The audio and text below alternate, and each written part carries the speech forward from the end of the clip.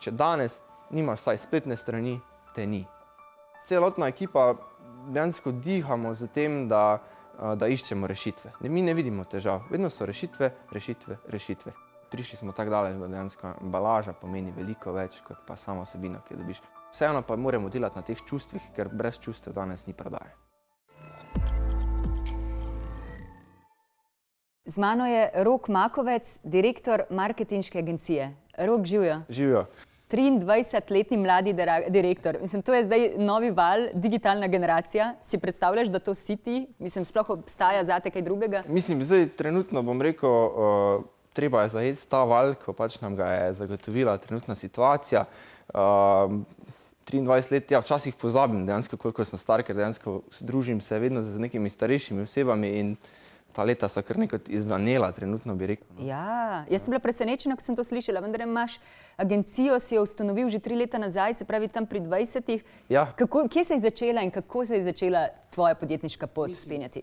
Podjetniška pot, zdaj, kako daleč bi nas... Greva daleč, greva skoraj v otroštvo, greva, kje so kakšni zametki kazali, da si za biznis, da si za podjetje. Mislim, zdaj mogoče ravno ne bi bilo dobro, da bi kdo iz kakih državnih organov slišal to, ampak v osnovni šoli sem imel tako eno idejo, da bi rad bil mogoče nekaj več. Po eni strani, ne vem, starša sta oba dva hodila v službo, mislim, nismo zdaj imeli nekaj, bi rekel, da nam bi slabo šlo, ampak bili smo neka poprečna družina, ampak želel sem se vedno nekaj več. Zdaj, prvi taki neki koraki so bili, da sem dejansko v osnovni šoli učiteljem prodajal kostanje. Zdaj, to je tako banalna stvar. Začelo se je dejansko v trgovini, smo bila z očetom, pa gledam, koliko je cena kostanja v trgovini. Pa prijem domov, pa rečem, kaj če bi pa mi kostanje nabirala, pa bi jih jaz, ne vem, v trgovini ali pa kam prodal, pa mislim, da kostanja ne moreš kar tako nekam prodati. Druga ideja pa bila, da poprašaš mogoče po šoli učitelje, ki so, bomo temu rekli, nimajo časa mogoče, da bi to nabirali in bi njim prodajal. Čekaj, to je bila osnovna šola ali srednja? Osnovna šola, tam 5., 6., 7. razred nekje. Se pravi, ti si tam nekje pri 10 letih že razmišljal o denarju ali kaj te je takrat? Takrat je bilo bolj denar, zato da si lahko neke stvari prvoščiš, da daš nekaj na stran. Dejansko je to bil nek tak cilj, ko sem si ga zadal takrat in to je zraslo tako, da dejansko oče, ko je delal popoldan, jaz sem bil dopoldan v šoli in če sem se mogel slučajno učiti popoldan, sem kličal očeta, dej, naberi mi toliko pa toliko rabim kostanja. Ker mi smo dejansko živimo še vedno ob gozdu in sem izviral dejansko iz narave, bi temu rekel, da lahko nekaj ponudim tem ljudem. Ja, imel si pa dober izdelek, ne? Ja, imel si pa dober izdelek, ja. In životstvene sposobnosti si zgodaj začel izkoriščati, se pravi, očeta si poslal, da ti nabira kostan. Ja, očeta sem poslal. Pa si mu dal kakšen procent? Takrat nisem rabil. Če bi ga danes nekaj poslal delati, bi definitivno mogel nekaj za to dati, ampak takrat je bil pa to nek tak, ideja, dej, tole bomo zdaj, pa takrat sem za taka leta kar lepo zaslužil, bom se s tem rekel. Ja. Zdaj se pa čez čas to razvijalo. Zdaj bi rekel, v osnovni šoli nekih drugih idej sicer ni bilo, skozi sem delal, pol tudi v srednji šoli sem skozi hodil delati kot študent. Zraven sem pa pol začel prodajati razne neke manjše izdelke iz Kitajske, bi temu rekel, ne vem, zaščitna stekla, ovitke za telefone sošolcem v srednji šoli.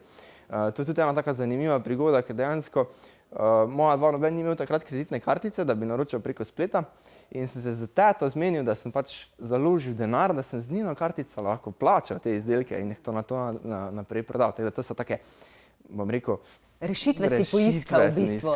Ja, vedno se znajde v različnih situacijah. No, ampak zanimivo, da ti nisi šel potem v podjetje, ki nekaj prodaja, recimo neke izdelke, recimo, da kupiš na Kitajskem, prodaš za dražje, ampak ti si dejansko šel v digitalni marketing. Ja, mislim, praktično, digitalni marketing je praktično prodaja. Zdaj, vsak si ga mogoče malo drugače zastavlja, ampak vsak marketingar ima en končen cilj. Zdaj, ali bo pridobil nek kontakt neke potencialne stranke, ali bo te potencialne stranke dejansko prodal.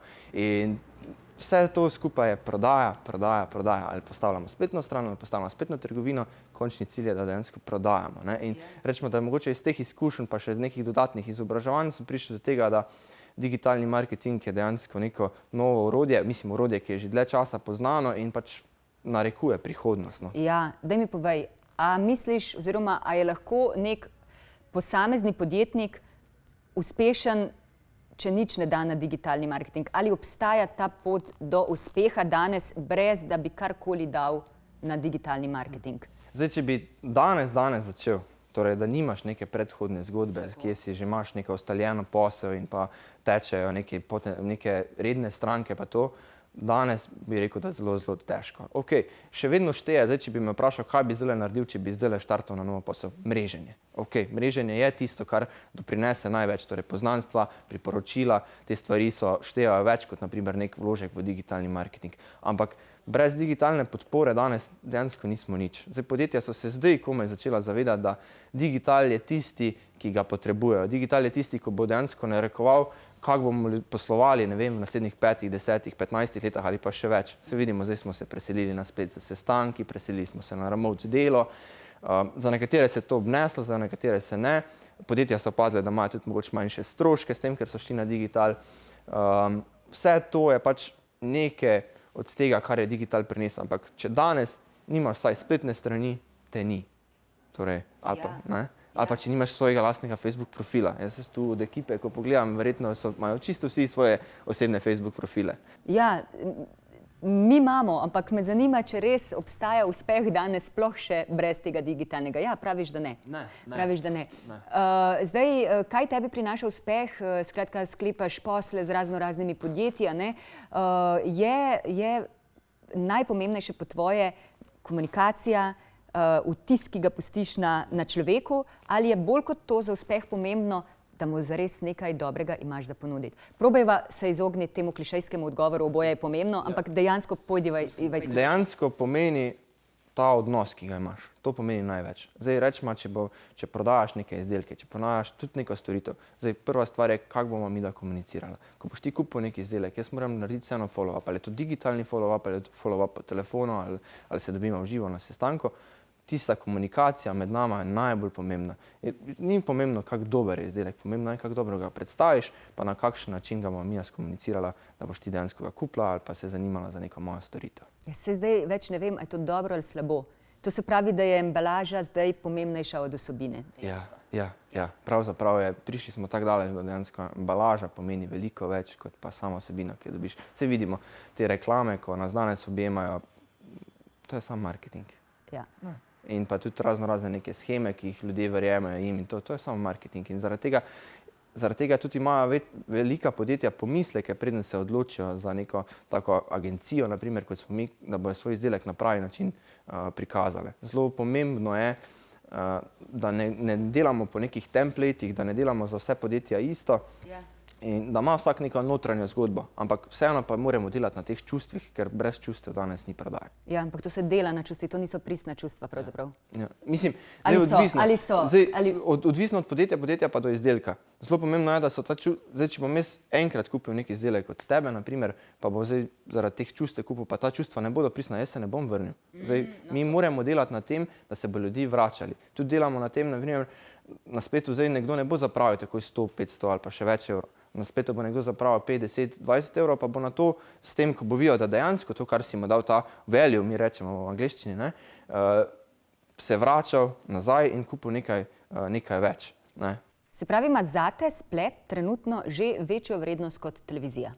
Ja, zame ima v tem trenutku že nekaj časa spet večjo vrednost. Zato, ker jaz točno lahko merim, koliko ljudi si je v tem določenem času pogledal. Televizija lahko reče, ok, imamo toliko pa toliko gledalcev, ne more pa vedeti, koliko točno časa si zdaj, naprimer, ti pogledala tale moj video. Jaz pa s pomočjo raznih marketinških avtomatizacij lahko spremljam, koliko časa si ti dejansko gledala nek video, kateri izdelek na spletu si zdaj ti pogledala in ti lahko na podlagi tega podam točno določeno sporočilo, ki bo nekoliko, kako smo prej rekla, zaigralo na tvoja čustva, da se boš mogoče odločila za nakup. Dejansko tako funkcionira tvoje podjetje? Imaš vse to skupaj s svojima sodelavcema pod kontrolo, da je predvidljivo? Ja, mislim, neke stvari so predvidljive, določene stvari se pa iz dneva v dan tudi spreminjajo. Zdaj moramo vedeti, moramo biti navajeni na hitre spremembe, ker so danes narekujejo čas samo hitre spremembe. Določene stvari so pa, ko so naprej določene, ne vem, za leto, za 2 leta, za 3 leta, določene marketinške akcije za določena podjetja, ki jih delamo, so predvidljive. Vmes pa prihajajo seveda stvari, ko jih moramo hitro reagirati, spremeniti. Analogno, digitalno. Ti se ljubiteljsko ukvarjaš tudi s fotografijo. Res je. Recimo, če gledamo analogno kot nek proces, neko trajanje, nekaj, kar spremljaš od A preko B, C do... in na drugi strani digitalno, kjer se ti pojavi številka in ne veš, odkot je prišla in kam gre. Koliko se ti zdi ta analogni svet sploh še uporaben?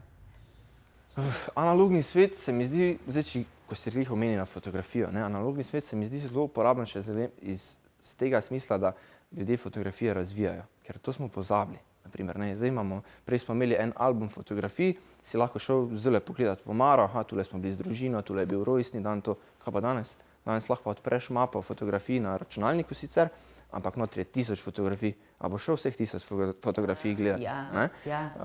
Kaj bomo z vsemi temi informacijami, ki jih proizvajamo dan na dan, kot eno smetišče informacij, kaj bomo z vsem tem? Pravzaprav, zdaj, če pogledamo, ne vem, še ena taka stvar, jaz doma oče hranim fotografije, naprimer od naših, bom temu rekel, prednikov, ko so bili naprimer v vojski, pa to, ko so pošiljali domov fotografijo ko so bili naprimer v vojni, pa je poslal domov fotografijo, pa zadaj zapisal, ne vem, par besed. Danes, kaj boš čez 20-30 let nasledniki naši, kaj bo dejansko od nas ostalo za njimi v analognem svetu, torej naprimer fotografija. Praktično mogoče neki diski, ko se čas pokvarijo, mogoče neki cloudi, ki jih čez čas pozabimo plačevati in te stvari bojo šle pozaba. Ja. Vidiš tu kakšno rešitev?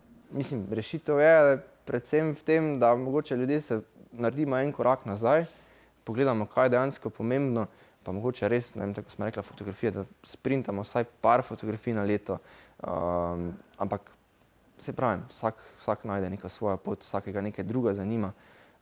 Tudi to me zanima, recimo podjetje tebe najame oziroma tvoje podjetje, zato da jim izdelaš digitalno strategijo recimo, ali pa tudi spletno stran. Koliko sploh še ljudje sodelujejo s tabo? Ali ti predajo, rečejo, mi smo to in to podjetje, naredi nekaj za nas, a imajo tisto svojo vizijo, tiste svoje želje, tiste dogovore, tisti proces, ko res skupaj pridete do rešitve ali ni časa, damo ti toliko tisočakov, 14 dni, naredi. Zdaj, čisto odvisno od podjetja. Vsako podjetje se razlikuje. Zdaj, manjša podjetja še vedno želijo imeti nek pečat v tem, hočejo neko svojo lastno sliko, podobo ali pa v besedilih, karkoli prikazati, da so to oni, pristnost. Zdaj pa večja podjetja, ko pa mogoče nimajo toliko časa se s tem ukvarjati, pa ja, glejte, tole pa tole bi potrebovali, ni problema. Mi imamo dejansko ekipo, ko in piše vsebine, in fotografe, in videografe, ki dejansko grejo na teren, se pripravijo celotno zgodbo in to zgodbo sicer skomuniciramo z njimi, da je vseeno v njihovih okvirih in za njih pripravimo dejansko celotni izgled, naprimer v tem primeru spletne strani. Ker sej, tako si rekla, danes je čas veliko več pomeni kot pa sam denar. In podjetja ga nimajo. Zdaj, kot ta res mlada generacija, novi digitalni val, koliko je sploh dovoljeno in koliko je tebi pomembno, da v svojem poslu uživaš, da se igraš, da ni vse tako zelo resno in strogo in napake kaznovane in to, kar recimo 20-30 let nazaj ali pa v kakšnih zelo rigidnih javnih ustanovah še vedno je. To ustrahovanje, koliko bolj svobodno ti živiš? Jaz bom rekel, da dosti bolj svobodno živimo na to, kar si zdaj rekla. Tudi naša ekipa čisto drugače diha. Niso zdaj to neke stvari, ko bi rekel, da smo zdaj, če boš nekaj narobe naredil, da bomo te zdaj kregali. Ne. Poiščemo rešitev, jo implementiramo in to je to. Za naslednjič veš. Tudi celotna ekipa dejansko dihamo z tem, da iščemo rešitve. Mi ne vidimo težav. Vedno so rešitve. Kratka, vedno delate v dobri atmosferi? Tako. Res? To je najbolj pomembno. Pri nas je vedno najbolj dobra atmosfera. Pomembna, zdaj trenutno nas nekje 5 varira na podjetju, pa plus neki zunanji sodelavci in vedno želimo, da imamo dobro območje, da se ne kregamo med sabo, da nimamo konfliktov. Tudi če se nekaj zgodi, če se nekaj večjega zgodi, kako bomo našla rešitev. Kaj pa delovnik, 8 ur? Delovnik je 8 ur, sicer smo prilagodljivi, če karkoli se zgodi, lahko grejo prej, pridejo prej ali pa ne vem, tudi glede dopusta pa teh stvari smo zelo odprti. Ne bi zdaj rekel, da to pa to te dni v leto lahko koristiš, ampak smo tak odprt kolektiv, si zaupamo, pa tudi take ljudi, ki so pozitivni, iščemo. Ja, seveda. It melona, se pravi logo melone, ki je pojedena, to je kar šaljivo, no? Ja. Kaj ima to z digitalnim marketingom? Marsikdo vpraša. Zdaj, druga kot IT, to je sprednjo, dejansko nima z internetom nič. Melona smo izbrali ime zato, ker je sočna, za pojesti je mlada in pa ima veliko koščic, torej veliko semen, ki dejansko brodijo sadove. In to je melona in to smo mi za podjetja skrbimo, da dejansko dvignejo svojo prepoznavnost, dvignejo svojo prodajo in to so ti sadovi, ki jih pač delo z nami obradi. Na ta način smo pa zapakirali ta naš logotip in ime. Zelo zanimivo. Imaš rad melono? Ne, praktično ne. Res? Res? Ja, res. No, še bolj zanimivo. Ja, kakšna je tvoja vizija in ali verjameš, da te je usoda pripeljala na to pot, da si postal podjetnik, bi lahko bil še nekaj drugega? Ja, mislim, zdaj prva stvar, ki sem jo v življenju želel, da bi postal, mogoče mi ne boš verjela, ampak bil vojak. V osnovni šoli sem vedno govoril, da bom vojak. Nikoli nisem razmišljal o neki podjetniški poti, vojak nikoli nisem postal. To se je pol seveda z leti spremenilo, mnenje, želja in tako naprej.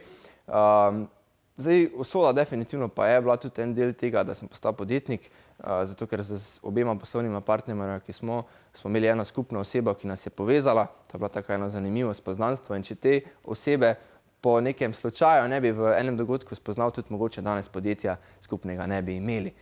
In zato pravim, da ja, en del je tudi od usode, ampak veliko je pa na tem trdem delu in pa seveda vztrajnosti, da smo prišli tako daleč, ko smo danes, pa da se razvijamo naprej in da rastemo. In kakšna je tvoja vizija? Kaj boš, ko boš star 30 let? Kaj bom star 30 let? Ne vem, verjetno upam, da bomo imeli kaj več zaposlenih še, da bom malo bolj imel sproščen urnik, da se bom še naprej izobraževal na področju, ki me zanima, se razvijal, tako kot se bi razvijalo moje podjetje in da pač vztrajamo naprej v tem, ko smo seveda pa še kakšna družina, pa take stvari so zraven, ne. No, še eno vprašanje, kako gledaš, recimo ti, ki si strokovnjak oziroma ki imaš agencijo za digitalni marketing, kako gledaš na svet, vse skozi te oči, koliko te poklic deformira, bom rekla, ali pa zaznamuje, no? Ja, malenkost se definitivno zaznamuje, ne. Gledam kar precej digitalno na stvari, tudi izven svojega, bom rekel, tega urnika, delovnika, ki se seveda ni za nek delovnik, ker se je kar razvlečeno čez dan to, ne. Ampak ja, spremljam vse novosti, spremljam, kaj se dogaja okoli mene, spremljam, naprimer, ko se peljamo ob cesti, kakšne so trenutne reklame zunaj, kaj se dogaja. Moram biti, bom rekel, v koraku s časom. Niso zdaj tu samo neke knjige o digitalnem marketingu, treba je spremljati, kaj se dogaja, naprimer, v kinematografih, treba je spremljati, kaj je po radiju, treba je spremljati, kaj se vse posod okoli nas dogaja, kaj ljudje objavljajo, kaj delajo influencerji. Vse je treba zajemati, zato da lahko na drugi strani dejansko daš ven iz sebe nek dober izdelek in jaz bom rekel, da vsak dan spremljam, kaj se dogaja in nekako implementiram v to, v moj posel, no. Najlepša hvala za ta pogovor. Ja, hvala tudi tebi za vabilo, sem zelo vesel, da sem lahko prišel, tako da hvala. Z mano je bil Rok Makovec, direktor marketinške agencije.